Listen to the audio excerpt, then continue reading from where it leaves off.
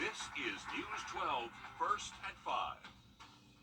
Well, convicted killer Alec Murdaugh calling for a new trial. Why his attorneys think they'll get one, coming up next. But first, the community in mourning tonight after a 16-year-old drowns at Clarks Hill Lake. Now, all of this happened yesterday afternoon on Labor Day. It was near Points West Army Resort. And we're learning more about the teen who lost his life, Savon Small, a football player at the Academy of Richmond County. Our Sydney Hood is live in studio with us in Sydney. How are Savon's teammates and friends honoring his life this evening?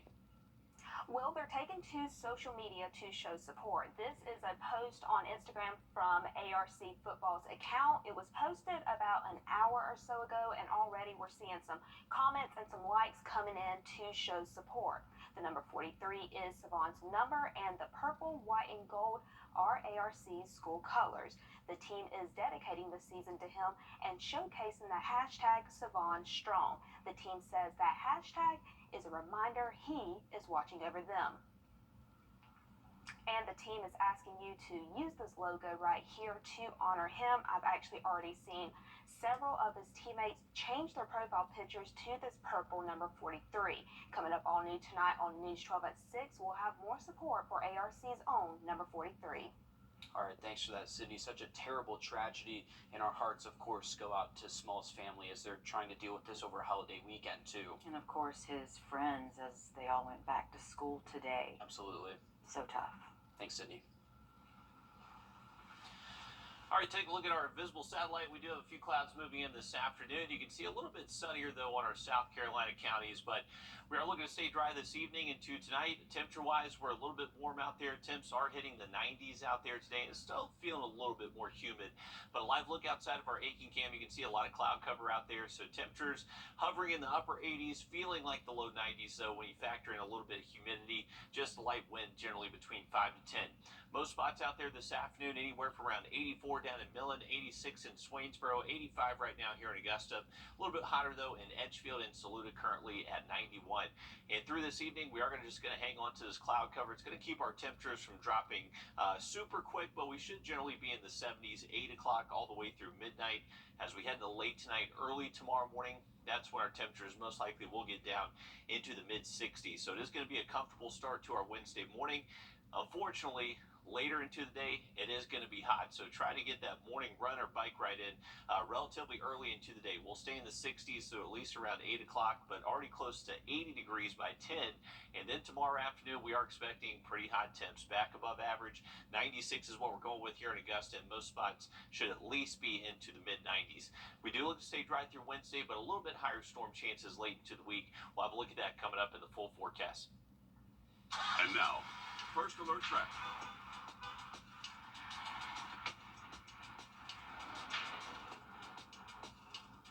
All right, folks, so all our cameras are down, unfortunately, for our weather computer, so I can't really give you a very accurate traffic update now, but all three of our computers that usually show our tower cams are completely out. So, unfortunately, I'm going to have to toss it back to Will and Meredith over there at the desk, and we'll try to get this fixed out. All right, thanks, Riley. Convicted killer Alec Murdaugh is seeking a new trial in South Carolina just months after a jury found him guilty of murdering his wife and son back in 2021. Murdaugh's attorneys holding a press conference earlier today in Columbia, alleging that the clerk of court deliberately violated Murdaugh's constitutional right to a fair trial for financial gain. They say 55-year-old Rebecca Hill self-published a book called Behind the Doors of Justice, the Murdaugh Murders in July. What we had filed today, supported by sworn testimony of jurors, is that the clerk of court had improper private communications with the jurors, and the subject matter of those communications was the credibility of the defense that the Murdaugh legal defense team put up, and it was a believability of the defendant's own testimony. Murdaugh's attorneys are requesting an evidentiary hearing that will give them subpoena power so they can request phone records and emails as well as speak to witnesses. Murdaugh is currently serving a life sentence after he was found guilty earlier this year. But despite this, he maintains his innocence. Alex Murdaugh maintained and still maintains his innocence in the murder of Maggie and Paul and believes the truth will ultimately prevail. Clerk of Court Becky Hill has not commented on Murdaugh's attorney's claims. And just 1 month ago, our own Richard Rogers sat down with Hill about her new book on the Murdaugh murders and her experience working the trial. You can watch that full interview on our website, wrdw.com. We're learning more about a deadly crash out of Gwinnett County that killed 5 people and injured 3 others. Police say a 16-year-old, 2 17-year-olds, an 18-year-old, and a 19-year-old were killed. It happened around 4 yesterday morning. Investigators believe a car with all of those teenagers inside drove off an overpass and fell around 50 feet onto an exit lane of I-85. 3 of those teenagers were from Lakeside High School in DeKalb County. The school released a statement today mourning the students' loss and announcing additional counselors will be at the campus to help. 5 former employees are indicted a year after a 16-year-old died in a Georgia detention center. The GBI announcing the former director, nurse, and 3 former guards from the youth detention center in Dalton are all in that indictment. Investigators say 16-year-old Alexis Sluter had an adverse medical reaction to an illegal substance she took before she went to jail. But they say staff did not call for help until it was too late. All 5 suspects are charged with cruelty to children. Health experts are warning of a spike in COVID cases as students and staff head back to the classroom. But they say new vaccine updates are showing promising results against subvariants. I want to show you a live look now at the CDC's COVID hospitalization tracker.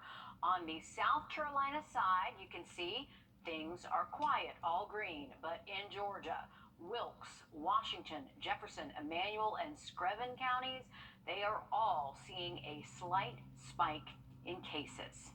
Well, today, a trial begins over the future of Georgia's district maps. This impacts which lawmakers represent you at home.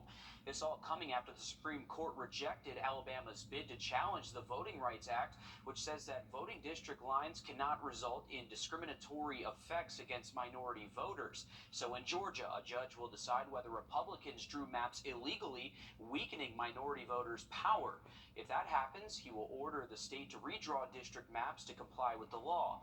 This trial will have long-lasting and far-reaching impacts for not only Georgia, but South Carolina, Florida, Louisiana, and Texas. A local name getting a big honor today in commission, Mayor Garnett Johnson giving the key to the city to Glen Hills High School graduate Tony Mercedes. Now, Mercedes is a 2-time Grammy Award-winning music publisher. He has credits on the songs No Scrubs by TLC and Ed Sheeran's Shape of You. The mayor thanked him for his contributions and for his heart helping others achieve their dreams. Good news for parents. This is an update on playground progress at Martinez Blanchard Park. Columbia County posted the updates and they say stay tuned as we get closer to the big reveal. Of course, once we get those details, we will pass them right along to you. Riley?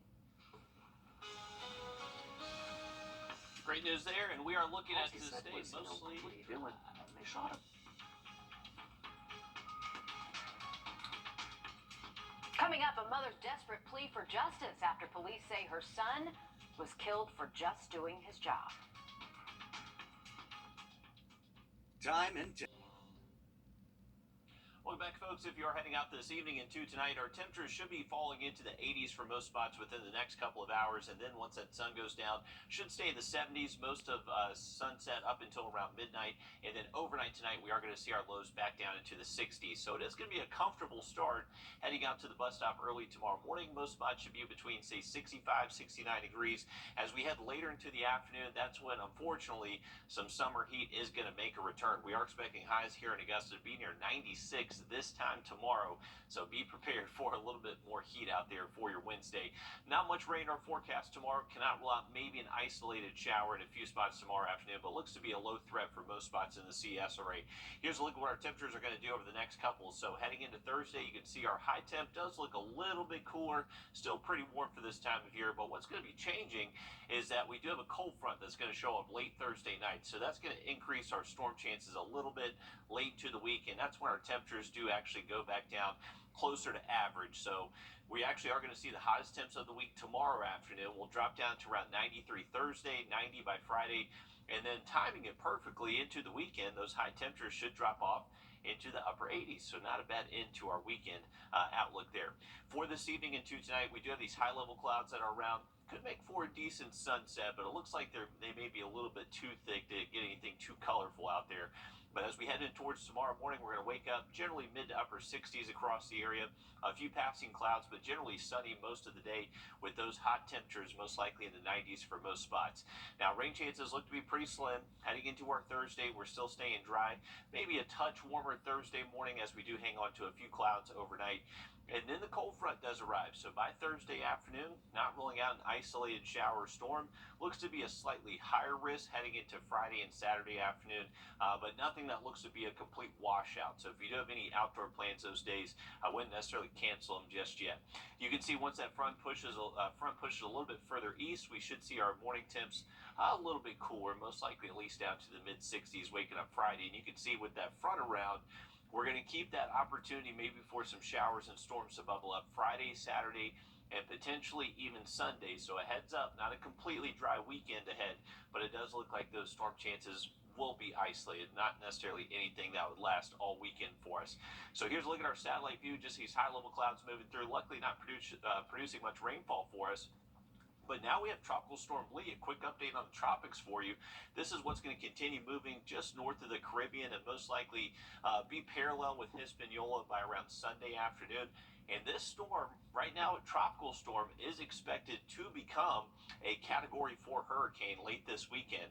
Right now that cone of uncertainty only stretches out to this time frame, and you can see it's fairly wide. So we're still waiting to see if maybe this does turn off towards the north, but if it hangs with that southern track, it would just kind of continue into the Bahamas and then the peninsula of Florida if it does continue with that. But a lot of the stuff I'm seeing today does kind of have it turn off towards the north before it does get to the Bahamas. So we'll keep an eye on it. Still a good ways away from any land impacts, but that is now Tropical Storm Lee, believe it or not, right there in the middle of the Atlantic.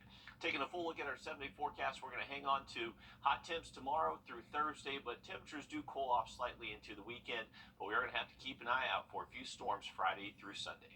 Thanks, Riley. A mother voicing her grief tonight after she says her son died a hero. 25-year-old Harrison Olvey was a valet at an Atlanta nightclub when police say he interrupted a car break-in and then he was shot and killed. Amanda Rose spoke to Olvey's mother, who says she will not rest until her son's murderer is caught and brought to justice. I just can't believe that it's gone. He's only 25. Autumn Ernst is heartbroken and angry that her only son, Harrison Olvey, is gone forever. The 25-year-old parking valet was shot and killed early Sunday morning, working at a Buckhead nightclub after police say he interrupted a car break-in. The fatal shooting happening near a parking garage off Piedmont Road in the Lindbergh Drive area. He was just doing his job. Knew the owner of the car that was getting broken into, and just all he said was, what are you doing? And they shot him. Paramedics rushed Olvey to Grady Memorial Hospital. Ernst was there waiting for him, but doctors told her it was already too late. All I could do was just rub his head, kiss his forehead, tell him goodbye. We had just gotten a haircut and he just looks so handsome. Ernst says Olvey had recently graduated from Kennesaw State University and was working as a valet to make some extra money before he accepted another job. She says his smile could light up an entire room, and Olvey never met a stranger he didn't strike up a conversation with. His sense of humor, he was so witty, he was funny. I just keep hearing his laugh. He just had this great laugh. He loved to dance. Ernst isn't surprised by her son's heroic actions. Neither is Olvey's sister, Addison. Because he does what's right. And he's not going to let something like that go on and then not do something. The family knows justice won't bring Olvey back or take away their pain, but they want whoever is responsible behind bars. I want his mom to feel the pain that he's caused me. I want her to hurt as much as I am. I know what it feels like. Police have identified a suspect in Olvey's death and are reviewing surveillance footage to figure out exactly what happened. For some kids, sitting on the sidelines just isn't an option. Just ahead, how one program is helping kids of all abilities get out and play. First Alert Radar. A soccer camp for kids with disabilities is celebrating 5 years in Savannah. It started because parents were frustrated with the lack of opportunities for their children with disabilities to get out and be active. But as Lindsay Stinger explains, a local soccer club, a national outreach, and a parent with a vision joined forces to change all that. For some kids, sitting on the sideline just isn't an option. I'm gonna be a coach today. But for kids like Ava Grace, up until a few years ago, the sidelines were really the only option. There just wasn't a whole lot for the special needs children around here that she could get involved in. That was until an idea sparked between two people who barely knew each other. What I wanted to create when we started Tormenta FC Academy was something for everybody. And there was a huge miss in the area where there wasn't anything for kids with different abilities. Little did Coach Brad know he wasn't alone. On the other side of Savannah at Broughton Partners, the same conversation was happening. I was a little irritated because my daughter had autism and she wasn't allowed to participate in the after-school soccer program, so I reached out to Brad, who ran it, and let him know, and he asked me if I wanted to do something about it. So they did. 2, 3, Top Soccer! In 5 years' time, growing from 5 to 8 kids and only a few sessions in Savannah to over 60 kids at each of the 15 sessions across the Coastal Empire and Lowcountry, Top Soccer has certainly made its mark. That when you come out here and we get to see the smile on her face and how excited she is, she's bouncing up and down, and we can't keep up with her because she's sprinting to the coaches. You can't really put a price tag on it. Leaving the coaches, players, and parents with smiles from post to post. So she's really. That's awesome right there. The Top Soccer Camp is working on expanding to other areas in Georgia as well. We're great to see those opportunities are available to those Yeah, kids. and we know that it's a need in every corner of the United States, not just in Savannah. There are hundreds of local elections scheduled for Georgia. Visit Milton Women's Superstore today and September is Childhood Cancer Awareness Month, and in Charlotte, North Carolina, a 9-year-old named Leon is going through the fight of a lifetime. That's why he was gifted a new playset thanks to a foundation called Rock Solid for part of their Play Defeats Cancer tour. The foundation builds playgrounds for these children for free. Their founder explains why. The reason we put them in their backyards is because when a child's diagnosed with cancer, the first thing taken from a child is the ability to play. And we believe at Rock Solid Foundation that no child should ever miss out on play because of cancer. Leon's mother says she hopes this new playset helps to bring her son some normalcy. And Leon is just one of 30 kids who will get play sets this month thanks to Rock Solid Foundation and Amazon, who is sponsoring this month's tour. And that is an awesome initiative that they're doing to those children who are going through so much. That's so cool. Yeah, play is some good medicine. Absolutely. Riley? Absolutely. Great initiative right there. All right, take a look at our 7-day forecast. We are going to see a pretty hot day tomorrow, folks. Unfortunately, summer's trying to hang on as long as it can. Tomorrow morning's going to feel pretty comfortable, though. We should wake up in the mid-60s. It's going to be the afternoon to where we are expecting those highs to most likely get around 96 for us here in town.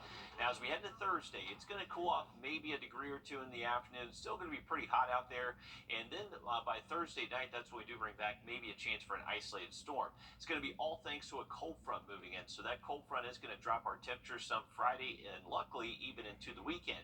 Now, you can see we do bring back some storm icons late into that 7-day forecast. So starting mainly Friday and all the way through our weekend afternoons, there's going to be that opportunity for a few isolated, just kind of pop-up showers and thunderstorms. Doesn't look like necessarily anything that's going to last the entire day. So if you do have weekend plans, it looks like temperature is going to be comfortable, 60s and 80s, but just keep an eye to the sky for those storms late in the day. All right, thanks, Riley, for keeping us updated on that. Stick with us. We have more news, weather, and sports coming up after a short break as News 12 Live at 5 continues.